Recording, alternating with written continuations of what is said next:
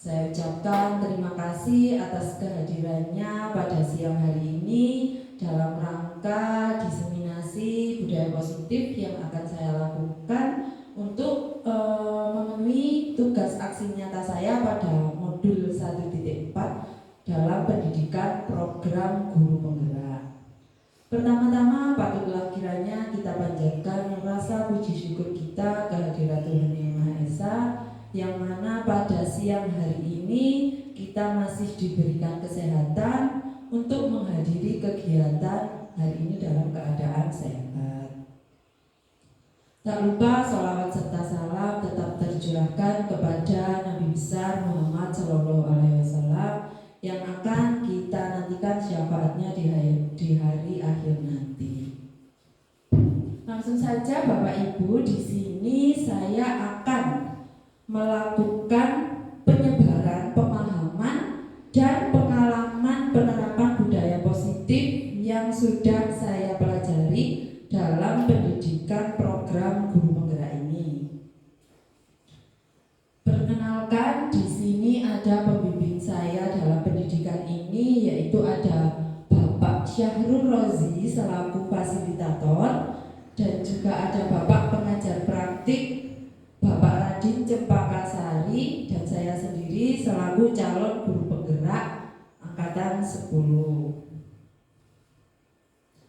Dan saya ucapkan selamat datang kepada Bapak Ibu guru hebat. Marilah kita belajar bersama dan berkolaborasi demi menciptakan budaya positif di sekolah kita. Di sini ada 6 topik yang akan kita bahas terkait dengan budaya positif. Yang pertama yaitu disiplin positif dan nilai-nilai kebajikan. Yang kedua, teori motivasi, hukuman, dan penghargaan serta restitusi. Yang ketiga ada keyakinan kelas. Yang keempat ada kebutuhan dasar manusia. Yang kelima ada 5 posisi kontrol, dan yang keenam adalah segitiga restitusi. Nah, sebelum kita lanjut ke materi, saya ingin tahu dulu apa pendapat Bapak Ibu dari pernyataan-pernyataan yang ada di sini. Apakah Bapak Ibu setuju atau tidak dengan pernyataan-pernyataan ini? Yang pertama, hukuman fisik atau psikis dapat mendisiplinkan anak. Dari kalimat ini, menurut Bapak Ibu ini setuju, benar, salah, atau bagaimana? Monggo saya minta pendapatnya. Pak Narami mau memberikan sumbangsihnya untuk menjawab? Hukuman fisik, kalau menurut pendapat saya Bu, itu tidak setuju. Permasalahannya fisik itu bisa mencederakan anak. Buat anak cedera ya. Iya. Nanti akan selanjutnya akan sangat berbahaya nasibnya anak itu nanti. Oke, terima kasih Bapak atas pendapatnya. Ya benar, hukuman fisik ini tidak bisa mendisiplinkan anak, tapi nanti membuat anak lebih takut dan tidak nyaman gitu. Selanjutnya untuk pernyataan yang kedua, pemberian hukuman berupa hal yang positif seperti membaca atau membersihkan halaman sekolah dapat meningkatkan kedisiplinan anak. Setuju napa boten Bapak Ibu? Siapa yang mau memberikan pendapat? Butin? Sudah melihat saya dari tadi seperti mau berbicara sesuatu. Saya setuju karena dapat menumbuhkan rasa disiplin kembali yang lebih lagi. Oh, berarti setuju dengan pernyataan ini ya, karena bisa mendisiplinkan anak. Oke, terima kasih Butin. Dan yang terakhir ada pernyataan seperti ini. Memberikan reward atau penghargaan dapat meningkatkan motivasi belajar anak. Bagaimana, setuju napa mboten? Setuju. Alasannya monggo Bu Ida. Baik, setuju sekali Bu untuk kita memberikan penghargaan untuk meningkatkan motivasi belajar anak. Karena dengan penghargaan atau reward ini nantinya minat belajar anak akan semakin besar dalam mengikuti pembelajaran yang kita berikan. Jadi dengan minatnya ini nanti bertambah besar dan motivasi anak pasti juga meningkat. Jadi pembelajaran yang kita ajarkan kepada murid-murid kita, mereka akan menyenangkan dan tidak membosankan. Seperti itu, Bu. Ya, terima kasih Bu Indah atas pendapatnya. Pendapat Bapak Ibu ini sudah luar biasa sekali. Beri tepuk tangan untuk Bapak Ibu semua. Terima kasih. Selanjutnya ada disiplin. Nah, di sini kami membahas tentang disiplin. Disiplin ini berasal dari bahasa Latin yang namanya disiplina, disiplina yang artinya belajar. Makna kata ini berarti disiplin diri, disiplin yang timbul dari dalam diri sendiri. Untuk menjadi seorang murid, seseorang harus paham betul alasannya mengapa mereka mengikuti suatu ajaran tertentu, sehingga motivasi yang terbangun adalah motivasi intrinsik, bukan motivasi ekstrinsik. Nah, dalam budaya kita, makna kata disiplin dimaknai menjadi sesuatu yang dilakukan seseorang pada orang lain untuk mendapatkan kepatuhan. Kita cenderung menghubungkan kata disiplin dengan ketidaknyamanan. Jadi disiplin ini sebenarnya baik, positif. Cuman terkadang beberapa anak atau beberapa orang mereka akan tidak nyaman dengan kata-kata ini. Karena apa? Karena nanti motivasinya bukan dari dalam dirinya, bukan dari intrinsiknya, tapi dari luar atau ekstrinsik. Sekarang saya mau tanya Bapak Ibu, siapa yang bisa mengontrol Anda, mengontrol diri Anda? Misalkan Bu Ica. Bu Ica mempunyai sesuatu yang berharga di tangan sebelah kanan yang sedang Bu Ica genggam, ya. Termasuk Bapak Ibu guru yang lain, coba dibayangkan panjenengan semua ini menggenggam sesuatu yang sangat berharga dalam kepala tangan kanan Anda. Nah, setelah itu ada orang ujuk-ujuk dari luar menginginkan hal itu. Kira-kira Bapak Ibu memberikan atau tidak, berhak membuka atau tetap mengepalkan tangan itu, siapa yang bisa mengontrol? Siapa yang bisa mengontrol? Kita diri sendiri. Apakah seandainya penjenengan punya sesuatu yang berharga, terus saya tiba-tiba, Pak, saya minta harapan yang ada di tangan Bapak ini boleh nggak ya? Kira-kira siapa yang akan mengontrol diri Bapak? Pak Narawi, seandainya jenengan punya sesuatu yang berharga di tangan kanan Anda, tiba-tiba saya minta ke jenengan, terus jenengan ini mau memberikan atau tidak, itu siapa yang bisa mengontrol? Saya sendiri. Jenengan sendiri. Apakah saya tidak bisa merebut punya jenengan itu? Ya gimana ya? Apakah jenengan akan tetap mempertahankan atau rela melepaskan gitu Pak? Kira-kira kan itu sesuatu yang berharga buat jenengan. Mempertahankan. Nah, akan tetap mempertahankan. Iya. Jadi, tidak rela diambil orang lain. Kita kan tidak rela, misalnya Berharga. ya, Oke. buat saya. Terima kasih Pak Rawi. Jadi intinya yang bisa mengontrol diri kita adalah diri kita sendiri, Bapak Ibu. Makanya nanti di sini kita belajar tentang motivasi intrinsik dan juga ekstrinsik. Karena kita harus membuat peserta didik kita ini memiliki motivasi tersebut, sehingga anak-anak ini harus memiliki motivasi yang benar-benar ada dalam dirinya dan bisa mengontrol dirinya sendiri tanpa digerakkan oleh orang lain, gitu ya. Adapun nilai-nilai kebajikan yang bisa dilakukan untuk menciptakan dan menerapkan disiplin positif. Nah, nilai-nilai kebajikan ini adalah sifat-sifat positif manusia yang merupakan tujuan mulia yang ingin dicapai setiap individu.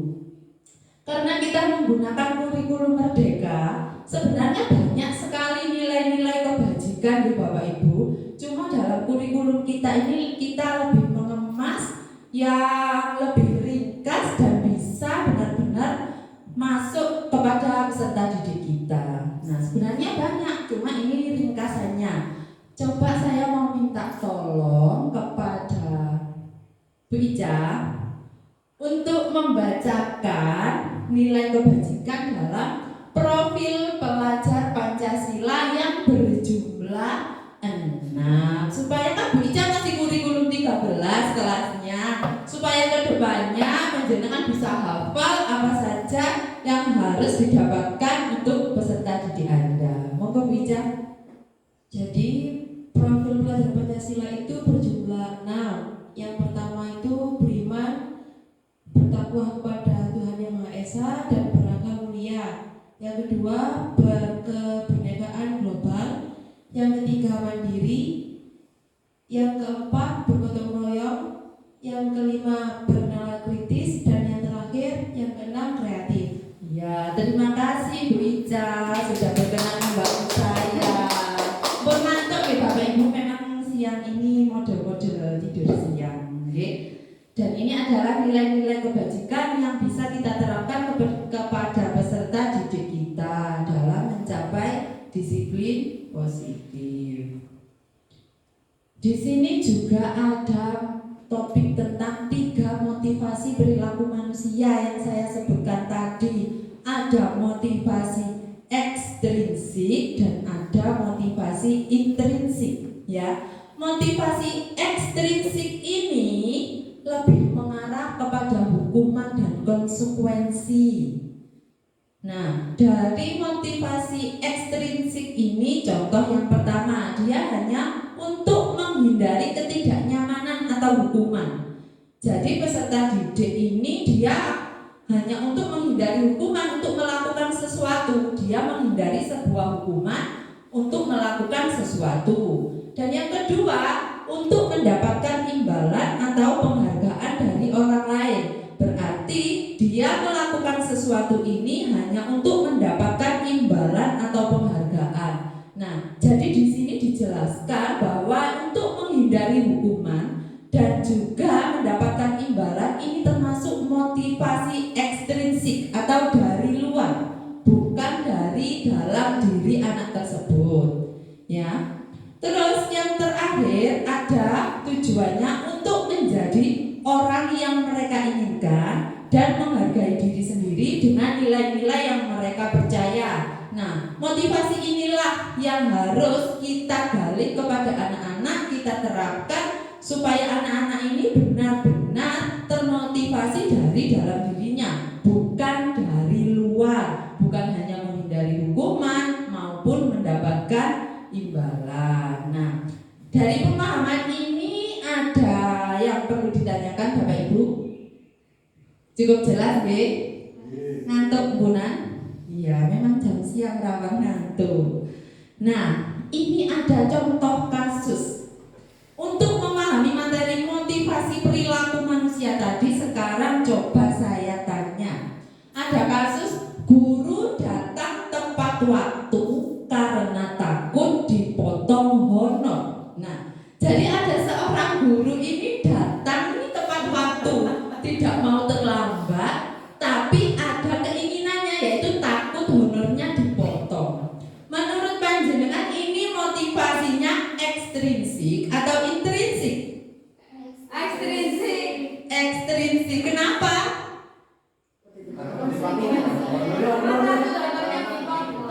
Iya, karena ada tujuannya. Dia takut honornya dipotong. Bukan dari dalam dirinya dia ingin menjadi pribadi yang lebih baik, tapi ada embel-embelnya takut honornya dipotong, ya. Yang kedua, ada guru datang tepat waktu karena tidak mau diabsen di grup. Nah, ini kepala sekolahnya kalau ada guru yang belum datang selalu diabsen. Ini kemana? Bu Ica belum datang, Bu Intan belum datang. Jadi tujuannya ini biar tidak ada absennya di grup. Menurut Bapak Ibu ini motivasi apa? Ekstrinsik. Apa Bu Nita? Ekstrinsik. Iya, motivasinya ini dari luar karena ada alasan-alasan tertentu dia melakukan ini, ya. Dan yang ketiga, guru datang tepat waktu karena mau jadi guru idola. Idola dari anak-anak, mungkin juga idola dari teman gurunya. Motivasi apa? Ekstrinsik. Ekstrinsik atau intrinsik? Idola kan ya pabrik. Ayo coba dipahami lagi, guru ini datang tepat waktu. Karena mau menjadi guru idola, saya harus datang pagi supaya saya ini jadi idola buat teman-temannya. Ayo kira-kira intrinsik atau ekstrinsik? Intrinsik. Kalau menurut pendapat saya itu intrinsik. Intrinsik, kenapa Pak? Karena dia timbul dari dalam ingin jadi guru idola. Karena pengen jadi guru idola. Jadi menurut panjenengan menjadi guru idola itu adalah dari dalam diri jenengan. Iya. Oke, tadi ada saya dengar Bu Intan menyebutkan ekstrinsik. Coba alasannya kenapa Bu? Karena ada tujuan tertentu itu tadi. Karena ada tujuan. Nah, ada tujuan tertentu jadi guru idola. Kalau kata Bapak Narawi itu karena keinginannya menjadi guru idola. Kalau kata Bu Intan ada tujuan tertentu. Nah, ini motivasi ini memang menjebak. Ini namanya ekstrinsik Bapak. Karena ini apa ada tujuan tertentu supaya kita ini dianggap lebih oleh orang lain.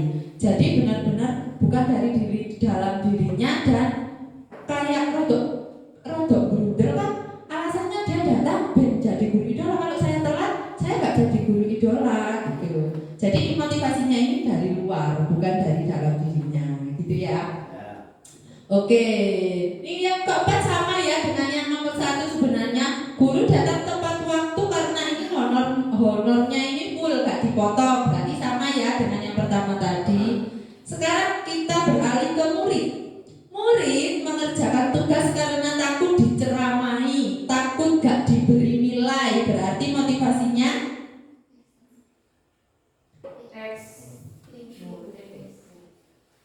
ayo apa? Muridnya ini nggak mengerjakan tugas tapi takut mengerjakan tugas karena takut.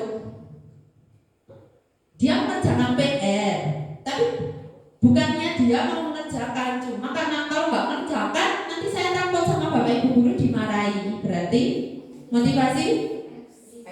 Iya benar, ekstrinsik. Jangan ragu untuk menjawab. Nanti kalau di sini salah tidak dihukum, okay? Tenang saja, nanti kalau salah nggak dihukum. Ya, karena ini ada apanya ya? Tidak dari dalam dirinya, ada embel-embelnya. Karena takut dimarahi bapak ibu gurunya, ini motivasinya tetap dia dari luar, okay? Dan yang terakhir, murid mengerjakan tugas karena ingin mendapatkan nilai bagus, ingin menjadi juara. Ini sama dengan guru yang menjadi idola. Menjebak tapi ya benar sekali Bapak. Ini menjebak, tapi kalau penjenengan memahami betul pasti tahu jawabannya. Monggo dijawab. Pak Binda mau menjawab? Mungkin yang lain. Oh yang lain. Coba dipahami betul. Murid ini mengerjakan tugas karena ingin mendapatkan nilai bagus dan ingin menjadi juara.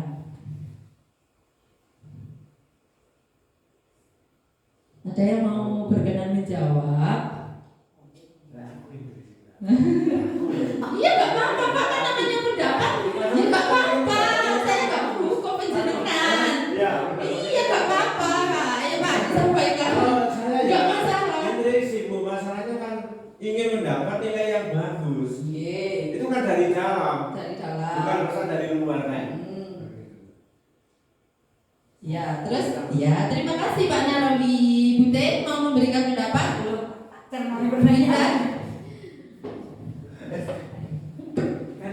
Coba dicermati lagi. Alasanku tuh. Bunita mau memberikan pendapat? Masih mencerna kata-katanya? Dari dua sisi soalnya. Ya. Nah, karena ini benar. Siapa yang menjawab dari dua sisi tadi? Saya. Ya, kenapa maksudnya dari dua sisi? Sisi kanan, kiri, atas, bawah? Kan bisa Ayo Bu Intan. bisa ekstrinsik. Ya. Karena dari luar kayak ini jadi juara ada embel-embelnya gitu loh Bu. Terus kalau dari intrinsik itu kayak diri sendiri mau lebih menambah ilmu, lebih pintar gitu. Ya, terima kasih Bu Intan, tepat sekali. Di sini ini tergantung dari sudut pandangnya Bapak Ibu. Nah, jadi tergantung dari sudut pandang yang terakhir ini. Dari kalau kita berpikir positif, di sini akan timbul motivasi intrinsik. Nah, jika kita berpikir negatif, karena di situ ada embel-embel, ini adalah motivasi ekstrinsik. Kalau untuk siswa itu biasanya dalam pembelajaran olahraga ya. Kalau dia mengikuti pembelajaran olahraga, misalkan mengikuti materi bola voli. Kalau anak ini memang tidak suka bola voli dan ada tuntutan yang harus dilakukan supaya nilainya bagus, kan berarti anak ini motivasinya ekstrinsik. Dia tidak suka tetapi harus tetap mendapatkan nilai yang baik. Kalau motivasi dalam dirinya ini, saya harus mengikuti olahraga supaya badan saya sehat dan mendapatkan nilai yang baik untuk perkembangan ke depannya. Nah, gitu ya. Jadi kita bisa membedakan motivasi ini, ada yang dari luar dan ada dari dalam, gitu ya. Nah, terus kita sebagai seorang guru harus dapat membangun disiplin positif yang mendorong motivasi yang ketiga, yaitu motivasi intrinsik, dengan menjadi orang yang mereka inginkan, dapat menghargai diri sendiri dengan nilai-nilai yang mereka percaya dan mereka yakini. Selain ini ada juga teori tentang hukuman dan konsekuensi. Kalau hukuman ini tidak terencana atau tiba-tiba dan murid tidak tahu apa yang akan terjadi dan tidak dilibatkan dan bersifat satu arah serta berupa hukuman fisik atau psikis. Lalu jika konsekuensi ini terencana atau disepakati sesuai dengan peraturan. Dan yang kedua, murid tetap dibuat tidak nyaman serta sikap guru selalu memonitor muridnya. Jadi bedanya hukuman dan konsekuensi ini gini. Misalkan ada anak yang terlambat datang ke sekolah, datang masuk kelas dia terlambat 5 menit. Lalu guru tersebut menyuruhnya, kamu karena sudah terlambat 5 menit, kamu harus nunggu 1 jam pelajaran selesai di perpustakaan. Gitu ya. Menurut panjenengan itu hukuman atau konsekuensi? Muridnya terlambat masuk, ya kan? Lalu sama gurunya tidak diizinkan masuk kelas, malah disuruh ke perpustakaan. Ini hukuman atau konsekuensi? Hukuman atau konsekuensi? Dadak. Oke, monggo Pak. Kalau menurut pendapat saya itu hukuman. Permasalahannya sifatnya itu mendadak. Sifatnya mendadak. Jadi nggak terencana sama sekali. Oke, terima kasih Bapak. Ada yang mau menjawab?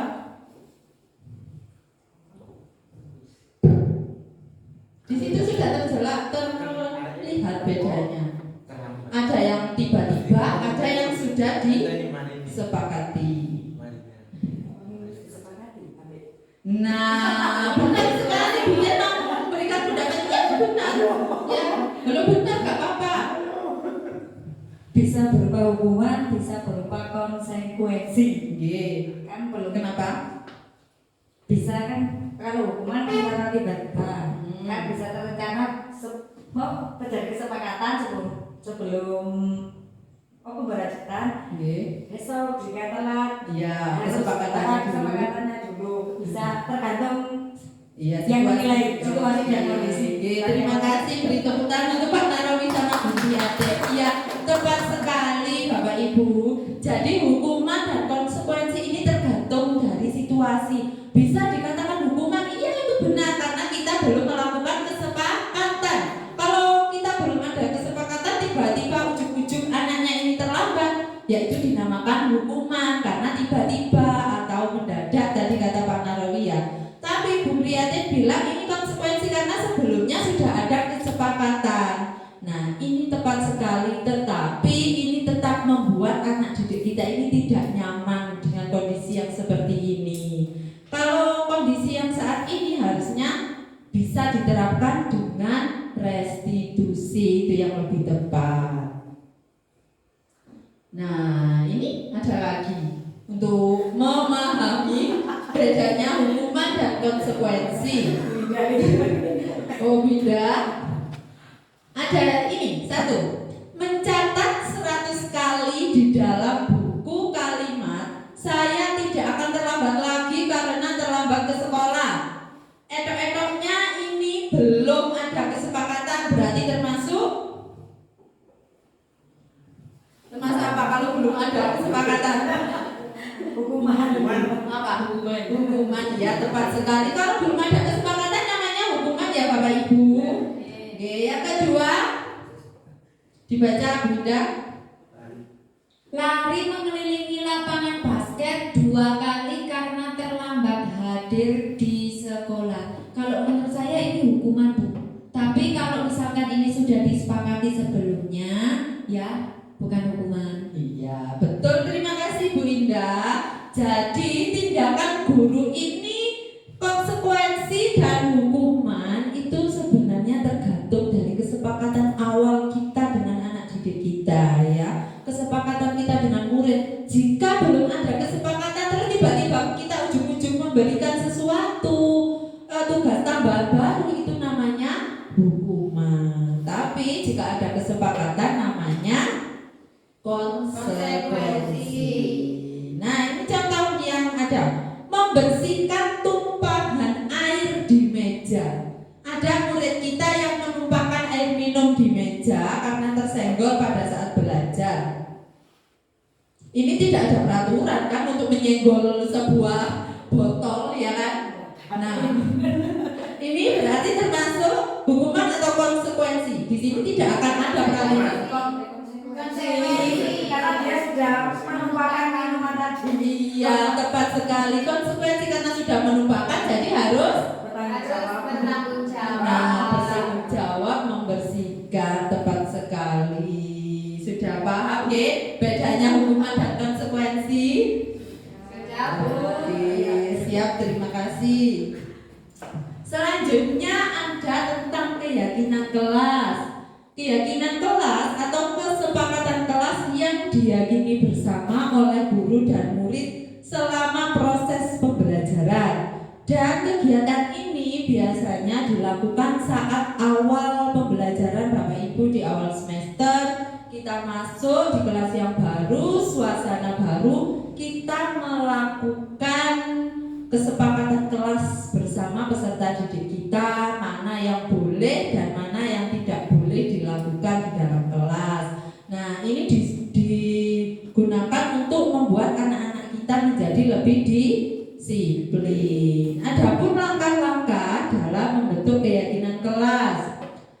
Keyakinan kelas ini bersifat lebih abstrak daripada peraturan dan yang lebih rinci dan konkret.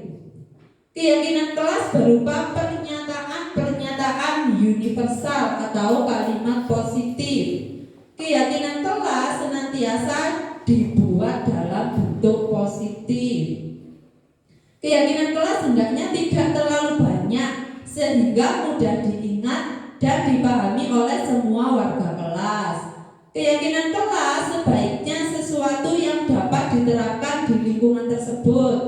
Semua warga kelas hendaknya ikut berkontribusi dalam pembuatan keyakinan kelas lewat kegiatan curah pendapat, dan yang terakhir bersedia meninjau kembali keyakinan kelas dari waktu ke waktu. Jadi harapannya nanti saat kita memasuki tahun ajaran baru, kita bisa bersama-sama murid kita untuk membuat keyakinan kelas supaya kelas kita lebih disiplin lagi. Nah, di sini ada peraturan dan keyakinan kelas. Peraturan di sini tidak semuanya salah Bapak Ibu, ada yang benar. Sebenarnya dalam kata peraturan itu memang penggunaan kata dilarang dan jangan itu sekarang sudah tidak boleh digunakan nih. Karena kita kan harus merubah dengan kata-kata atau kalimat yang lebih positif.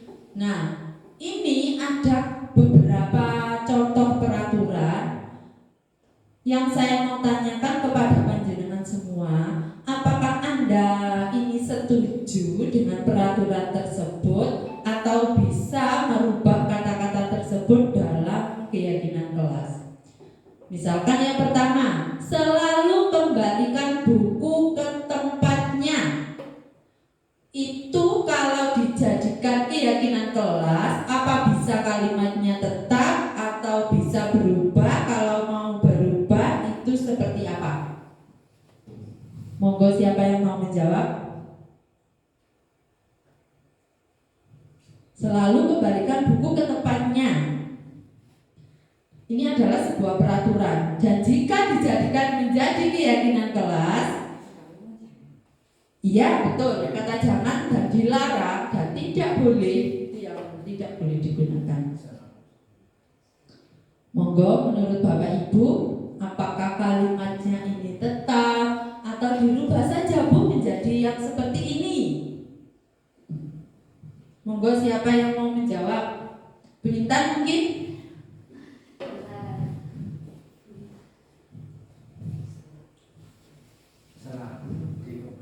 Selalu kembalikan buku ke tempatnya. Misalkan anak ini meminjam buku ke perpustakaan.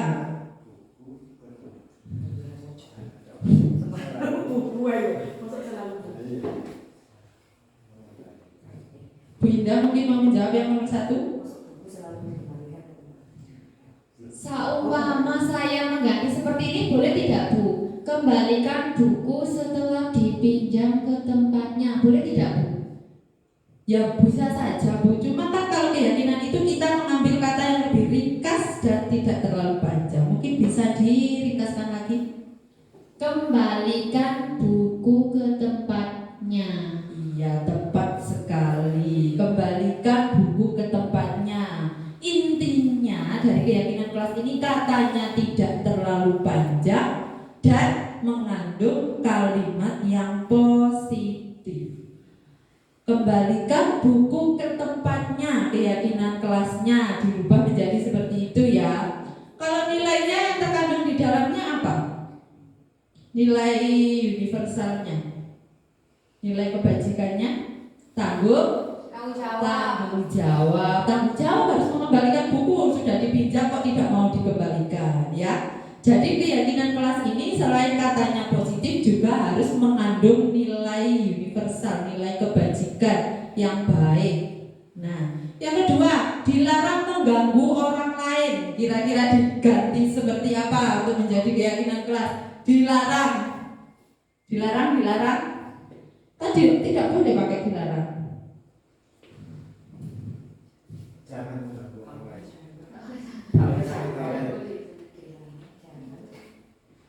Menghormati orang lain. Jadi jangan mengganggu, kita harus saling menghormati. Jadi nanti keyakinan kelasnya apa? Saling menghormati. Nah, saling menghormati. Tepat sekali. Yang ketiga, hadir di sekolah 15 menit sebelum pembelajaran dimulai. Sebenarnya ini sudah bagus, sudah tidak ada kata-kata yang tidak boleh, tapi kan terlalu panjang, terlalu banyak, diringkas menjadi Datang tepat waktu. datang tepat waktu. Ya, betul sekali. Yang keempat, dilarang melakukan kekerasan.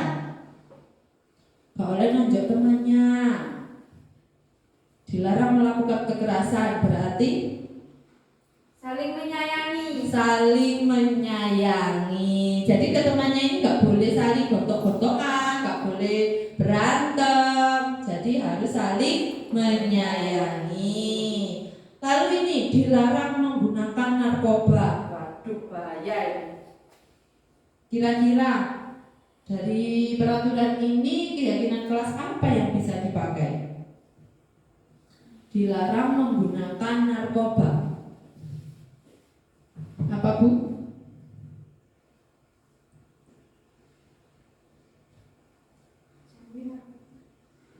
Jauhi narkoba. Ya bisa, kan sudah tidak ada larangan di dalamnya ya. Jauhi narkoba. Lalu bergantian atau menunggu giliran? budayakan antri, gunakan masker. Ya tetap bukan sudah pendek kata-katanya, ya kan?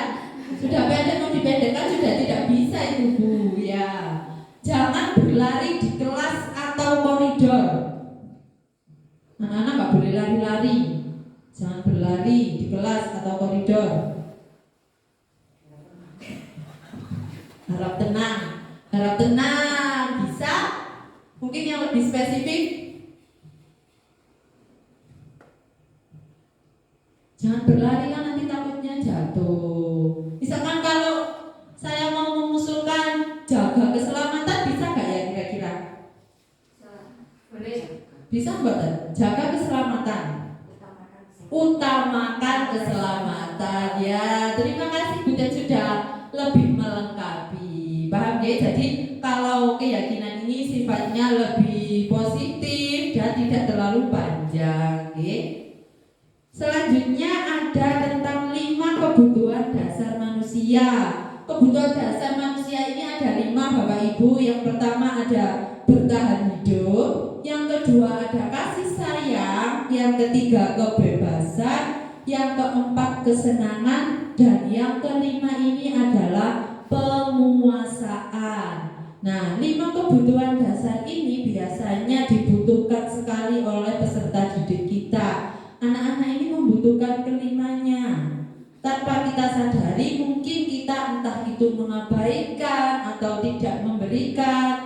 Nah, dengan materi ini semoga kedepannya kita bisa lebih memahami apa yang dibutuhkan oleh peserta didik kita. Ini ada contoh kasus lagi dari ini kebutuhan dasar manusia. Kebutuhan dasar.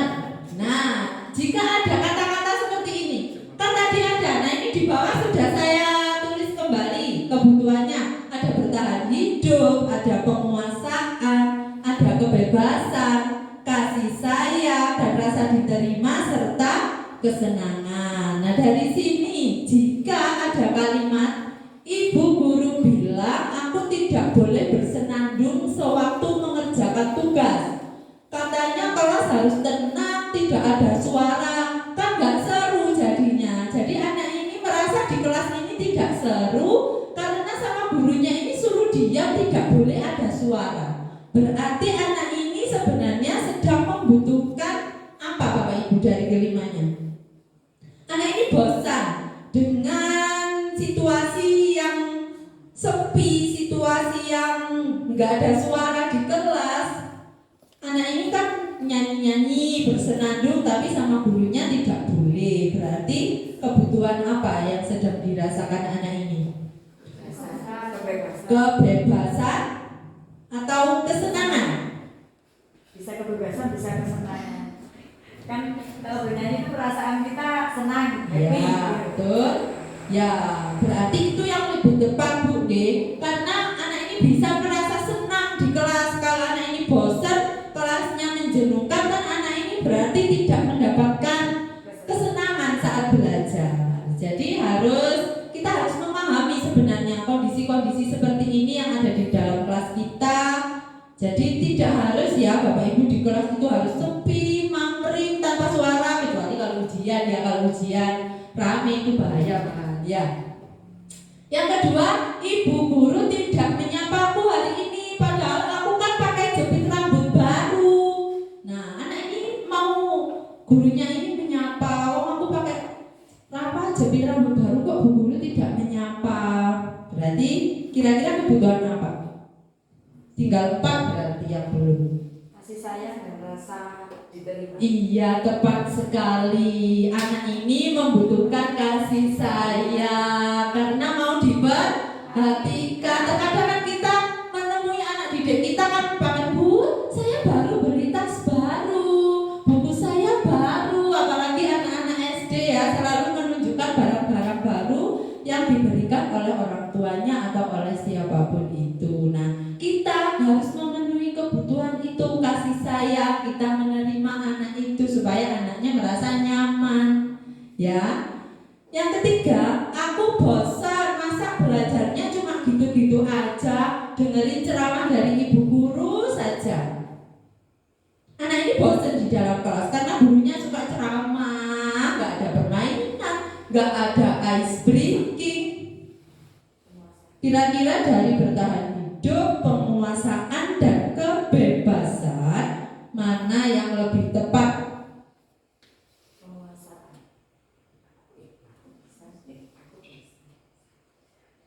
Monggo yang mau menyampaikan pendapatnya.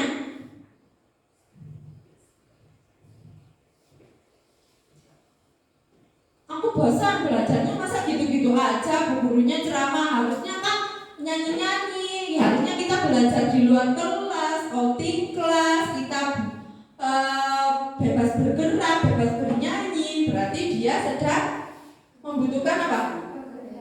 Kebebasan, tepat sekali. Anak ini butuh bebas berpendapat, kegiatan pembelajaran seperti apa yang mereka inginkan ya.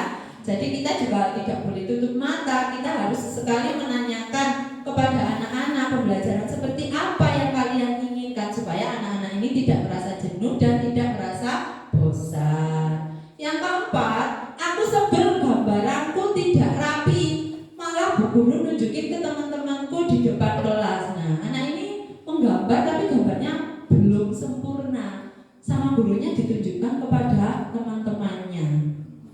Berarti apa? Kebutuhan yang harus dipenuhi kepada anak ini. Apa bu? Yang keras Bunita? Penguasaan. Iya, penguasaan. Anak ini membutuhkan penguasaan. Bagaimana kita memberikan materi yang bisa anak ini kuasai sehingga hasilnya akan lebih baik. Dan yang terakhir, hari ini aku merasa sangat lemas. Tadi pagi tidak sempat sarapan dan ini kebutuhannya adalah bertahan hidup. Ya, terima kasih Bapak Ibu. Nah, di sini ada tentang 5 posisi kontrol guru. Kita sebagai guru memiliki 5 posisi kontrol yang harus kita tahu. Nah, yang harus kita tahu ada 5 posisi kontrol guru. Yang pertama ada penghukum. Nah, dalam posisi penghukum ini seorang guru menggunakan hukuman fisik maupun verbal. Guru yang menjalankan posisi penghukum senantiasa mengatakan bahwa sekolah memerlukan sistem atau alat yang dapat lebih menekan murid-murid lebih dalam lagi. Jadi ini kalau posisi kita sebagai guru perannya seperti ini. Yang kedua, membuat rasa bersalah. Guru akan bersuara lebih lembut, membuat orang merasa bersalah dan akan menggunakan keheningan yang membuat orang lain merasa tidak nyaman, bersalah atau rendah diri. Di posisi ini, murid akan memiliki penilaian diri yang buruk tentang diri mereka. Murid merasa tidak berharga dan telah mengecewakan orang-orang yang disayanginya. Yang ketiga adalah posisi sebagai teman. Di sini guru pada posisi ini tidak akan menyakiti muridnya, namun akan tetap berupaya mengontrol murid melalui persuasi. Posisi teman pada guru bisa negatif ataupun positif. Positif di sini berupa hubungan baik yang terjalin antara guru dan murid. Guru di posisi teman menggunakan hubungan baik dan humor untuk mempengaruhi seseorang. Yang keempat adalah posisi pemantau. Memantau berarti mengawasi. Pada saat kita mengawasi, kita bertanggung jawab atas perilaku orang-orang yang sedang kita awasi. Seorang pemantau sangat mengandalkan penghitungan, catatan, data yang dapat digunakan sebagai bukti atas perilaku seseorang. Posisi ini akan menggunakan stiker, slip catatan, ataupun daftar cek. Dan yang terakhir adalah posisi manajer. Posisi di mana guru berbuat sesuatu bersama dengan murid, mempersilahkan murid mempertanggungjawabkan perilakunya, mendukung murid agar dapat menemukan solusi atas permasalahannya sendiri. Seorang manajer telah memiliki bisa di posisi teman maupun pemantau. Jadi dari kelima posisi kontrol yang dimiliki oleh guru, kita sebagai seorang pendidik wajib memiliki posisi kontrol sebagai seorang manajer. Oke, karena dari sini kita bisa menuntun anak-anak untuk bisa memecahkan masalahnya sendiri. Jangan sampai kita selalu menjadi penghukum. Ya. Ini ada contoh pernyataan-pernyataan. Yang pertama, saya kecewa sekali dengan kamu. Kira-kira kalimat ini sebab memposisikan guru sebagai apa, Bapak Ibu? Saya kecewa sekali dengan kamu. Kalimat ini menyatakan bahwa posisi kontrol guru sebagai penghukum kah? Membuat rasa bersalah atau apa, Bapak Ibu? Saya kecewa sekali dengan kamu. Berarti di sini menyebutkan bahwa posisi kontrol guru tersebut sebagai pembuat rasa bersalah. Ya, tepat sekali Bapak Ibu. Yang kedua, kamu tidak pernah benar melakukannya. Kamu ini tidak pernah benar melakukannya, selalu menjawabnya salah. Apa kamu ini tidak belajar? Harusnya kamu ini belajar dan sebagainya. Berarti dia memposisikan sebagai apa? Penghukum. Jadi merasa anak ini terintimidasi. Saya ini kok tambah semakin disalahkan. Saya ini kok malah dimarah-marahi sama bu guru. Gitu. Jadi anak ini akan merasa gurunya ini sebagai penghukum. Yang ketiga, ayolah lakukan ini demi Bapak Ibu. Tolong ya. Nah, tepat sekali. Kita memposisikan sebagai teman supaya kita lebih dekat dengan anak-anak. Tadi kan disebutkan posisi teman ini ada yang baik, ada yang buruk, ya kan? Baiknya kita bisa mengajak anak-anak ini berkomunikasi, bisa mengetahui keinginan dan juga harapan mereka. Tapi negatifnya terkadang anak-anak ini kurang apa? Menghormati. Kata-katanya kepada kita sebagai guru ini apa? Kurang sopan. Yang keempat, apakah kamu mau mendapatkan stiker bintang hari ini? Nah, tadi ada yang membuat stiker, ada yang sticky note sebagai apa tadi? Pemantau. Ya, pemantau. Di sini kalau kita memberikan stiker, memberikan sesuatu kepada anak, di sini kita memantau perkembangan anak-anak, ya. Yang kelima, bagaimana kamu bisa menyelesaikan masalah ini, Nak? Dia tanya kepada anak ini, bagaimana kamu ada masalah, lalu bagaimana kamu bisa menyelesaikan masalah ini? Berarti dia memposisikan sebagai manajer, karena dia menuntun anak ini untuk bisa memecahkan masalahnya sendiri. Yang terakhir, kamu selalu yang paling terakhir, tidak pernah mengerjakan terakhir, nilainya jelek lagi. Sebagai apa? Seperti itu. Gurunya berarti sebagai, dia selalu merasa muridnya ini, kamu ini selalu yang paling terakhir, sudah gitu nilainya kurang baik. Memposisikan sebagai penghukum. Coba sekarang saya tanya kepada Bapak Ibu, selama ini posisi apa yang sering Anda lakukan di sekolah? Baca dari penghukum, pembuat rasa bersalah, teman, pemantau, dan manajer. Penjenengan ini di kelas yang lebih sering menggunakan posisi yang mana? Apa jenengan suka menghukum anak? Apa suka menjadi temannya anak-anak? Atau seperti apa? Penghukum dan juga teman. Oh, penghukum dan juga teman. Berarti Bica suka menghukum anaknya ini ya? Iya, setelah materi ini diharapkan tidak lagi ya. Kalau Buntin di kelasnya? Saya cenderung sebagai teman, masalahnya saya mengajar kelas rendah, jadi lebih sering berdekatan dengan mereka. Oke. Tepuk tangan untuk Buntin, guru kelas 1. Pak Narami mau memberikan pendapat di kelas. Bapak memposisikan sebagai apa? Apa suka menghukum anak-anak? Apa membuat kamu ini bagaimana? Gitu. Atau ya, apa mengantarkan murid-murid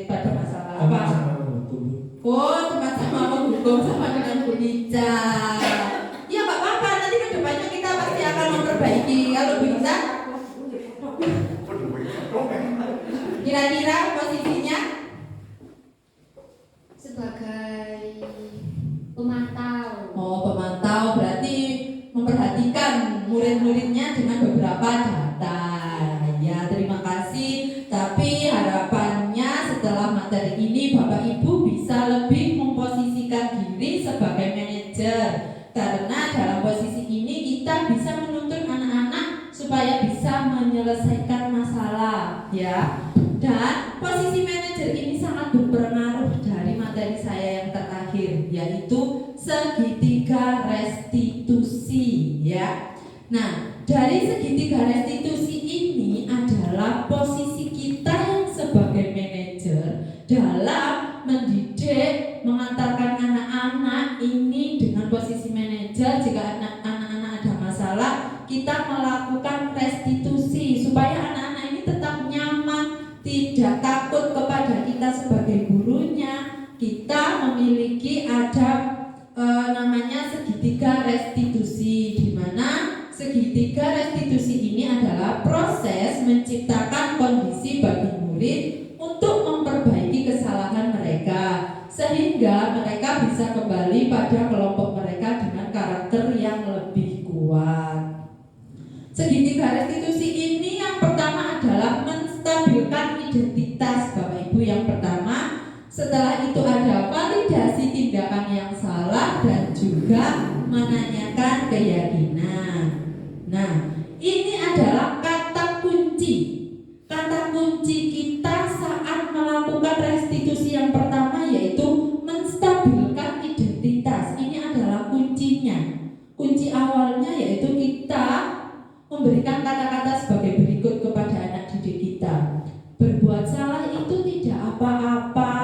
Nah, supaya anaknya ini tidak takut, ya. Contohnya ada anak yang datang terlambat, lalu temannya lapor kepada gurunya, "Bu, si A tidak melaksanakan piket karena dia tadi datangnya terlambat." Nah, kita sebagai guru yang telah dilapori tidak boleh langsung menjudge, memarahi anak tersebut, ya. Jadi kita harus melakukan segitiga restitusi ini. Yang pertama, menstabilkan identitas. Yang pertama kita lakukan adalah kita konfirmasi dulu anak ini. Misalkan namanya adalah Bian, ya, terus kita tanya, "Bian, tadi Bu Ulfa mendapat laporan dari teman-teman bahwa kamu tidak melaksanakan piket, apakah benar?" Gitu, ya. Ini membuat anak-anak supaya tidak tegang, supaya anak-anak ini tetap nyaman, ya. Terus, "Iya Bu, tadi saya terlambat." Nah, menurut kamu terlambat dan tidak melaksanakan piket ini sebuah kesalahan atau tidak? Nah, kita membuat situasi menjadi nyaman dulu supaya anak-anak ini tidak takut. Nah, itu adalah termasuk dari contoh menstabilkan identitas, ya. Yang kedua ada validasi tindakan yang salah. Kita memvalidasi tindakan anak-anak yang salah. Contohnya tadi yang terlambat. Nah, kita harus menanyakan, apa alasan anak ini terlambat? Kenapa alasannya kamu terlambat? Tidak boleh kita langsung memarahi. Kita tanyakan dulu tindakannya yang salah ini apa. Nah, dan yang terakhir menanyakan keyakinan. Kita kan sudah punya keyakinan di kelas. Jadi kita tanyakan kalau kesalahan yang sudah dia lakukan ini adalah melanggar dari keyakinan kelas yang sudah disepakati. Dan kedepannya kita tanya harapannya anak ini bagaimana untuk memperbaiki kesalahannya dan juga menanyakan nilai-nilai yang akan dia dapat setelah melakukan kesalahan. Jadi anak ini nggak sampai takut, nggak sampai malu karena melakukan kesalahan, tapi kita bisa mengantarkan anak-anak ini supaya kedepannya tidak melanggar kesalahan lagi, ya Bapak Ibu. Nah, itulah tadi adalah materi-materi yang sudah kita pelajari, yang sudah saya pelajari selama kurang lebih 1 bulan dalam pendidikan program guru penggerak angkatan 10 dari Kabupaten Malang. Nah, Bapak Ibu, sebenarnya tujuan dari semua materi yang sudah saya jelaskan tadi adalah satu, menciptakan budaya positif yang ada di sekolah kita ya. Jadi saya mohon tolong Bapak Ibu kita sama-sama berkolaborasi dengan baik untuk menciptakan budaya positif di sekolah kita serta kedepannya membuat sekolah kita lebih baik lagi. Dan bahkan tanpa kita sadari sebenarnya Bapak Ibu, di sekolah kita ini sudah ada budaya positif. Nah, dari pendidikan ini sebenarnya saya merasakan sebenarnya budaya positif ini sudah ada beberapa di sekolah kita tanpa kita sadari. Misalkan Bapak Ibu menyadari atau tidak beberapa budaya positif yang ada di sekolah kita di SD Negeri 2 Wonoagung ini? Kira-kira apa? Yang sudah kita lakukan, saya ini juga waktu belajar gini, oh ternyata saya ini di sekolah sebenarnya sudah melaksanakan, oh ini yang namanya budaya positif. Kira-kira Bapak Ibu ada yang mengira nggak, oh ternyata ini budaya positif.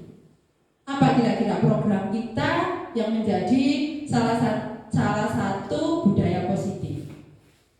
Program apa kira-kira? 6S. 6S, ya 6S apa Bapak Ibu? Senyum, salam, salim, sopan, santun, dan sapa. Iya, kita kan sudah melaksanakan itu, melaksanakan boten. Ya, kan kita sudah melaksanakan setiap pagi kita menyambut anak-anak di depan pintu gerbang. Itu ternyata sudah merupakan budaya positif Bapak Ibu. Seperti hari Senin kita melaksanakan upacara bendera. Setiap hari Selasa kita menyanyikan lagu nasional dan daerah secara bersama-sama. Setiap hari Jumat kita melaksanakan sholat duha dan istighosah. Dan kerja bakti di hari Sabtu setiap bulan. Terus memakai baju adat setiap hari Kamis. Ternyata tanpa disadari kita ini sudah melaksanakan beberapa budaya positif. Nah, harapannya kedepannya semoga kita bisa berkolaborasi untuk menciptakan budaya